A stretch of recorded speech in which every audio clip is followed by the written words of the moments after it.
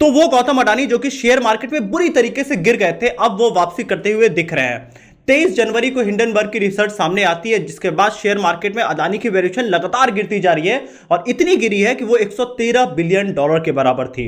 इसके बाद अब गौतम अडानी की बारी थी। मैंने लास्ट वीडियो में जिसमें मैंने अदानी का व्यू पॉइंट बताया था, उसमें मैंने लास्ट में यही बोला था कि अब परसेप्शन का गेम हो रहा है। पहला परसेप्शन का गेम बनाया हिंडनबर्ग रिसर्च ने, अब वो पूरी तरीके से अडानी के पास है। अब अदानी को मार्केट में परसेप्शन बनाना है, जो कि अदानी बनते हुए दिख भी रहे हैं। अगर हम अदानी एंटरप्राइजेस के शेयर को देखें, जिसकी प्राइस वैल्यू गिर के 1095 रुपए हो गई थी 3 फरवरी को, वो बढ़ के आज 2200 रुपए पे है।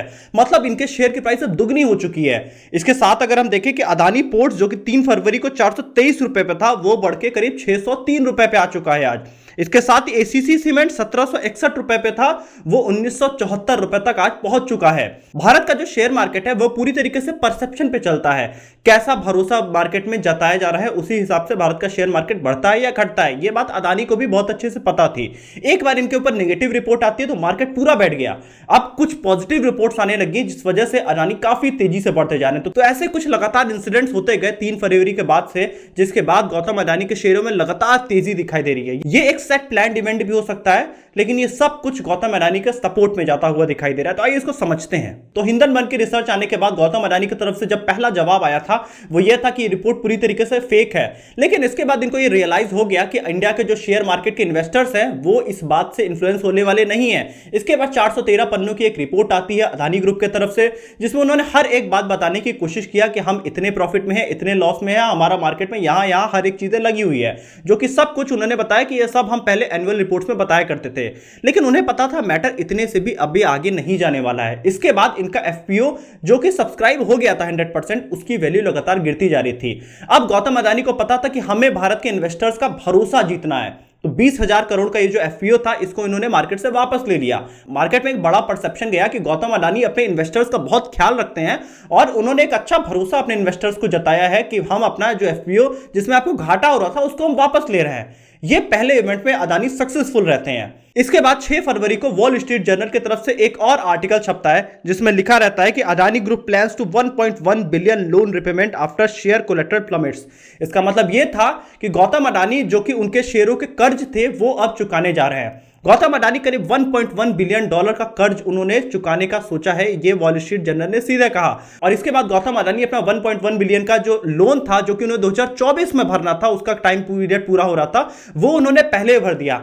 इस इवेंट को अगर हम समझने की कोशिश करें तो एक और भरोसा अपने इन्वेस्टर्स को दिलाने की उन्होंने कोशिश किया है कि जहां हिंडनबर्ग हमारे ऊपर क्वेश्चन कर रहा है कि हम अपने लोन रिपेमेंट करने में सक्षम नहीं होने वाले हैं आगे के टाइम में, वो हम समय से पहले ही करते जा रहे हैं। यह परसेप्शन भी मार्केट में बड़ा हिट साबित हुआ और अडानी के शेयर हर दिन अब 23%, 25% उठना शुरू हो गए।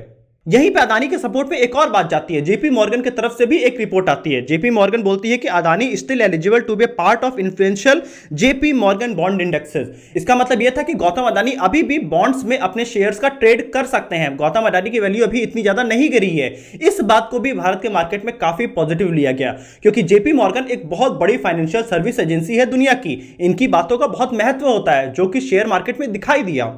यहां इंडिया के मार्केट और पॉलिटिक्स में एक और परसेप्शन बन रहा था कि अडानी अपना लोन रिपेमेंट नहीं करेंगे और वो भारत छोड़ के भाग जाएंगे। लेकिन यहीं पे एक और रिपोर्ट आती है क्रेडिट स्विस, जो कि फिच की एक एजेंसी है।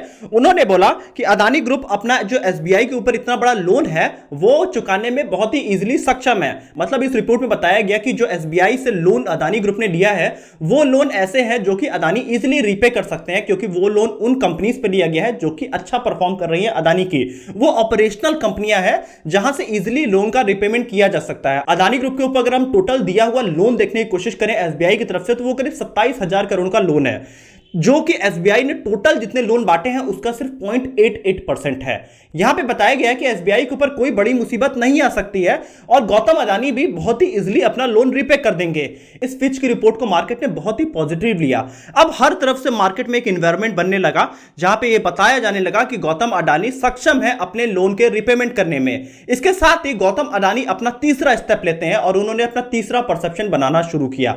गौतम अडानी ने अपने Q3 के रिजल्ट सामने लाने शुरू कर दिए, जहां पे उन्होंने बताया कि हम तो प्रॉफिट में है, ये कैसे ये कंपनियां हमारे ऊपर ऐसा इल्जाम लगा रही हैं। सबसे पहले अडानी ट्रांसमिशन के Q3 का रिजल्ट आता है, जिसमें नेट प्रॉफिट इनका करीब 73% बढ़ के 478 करोड़ का हो गया।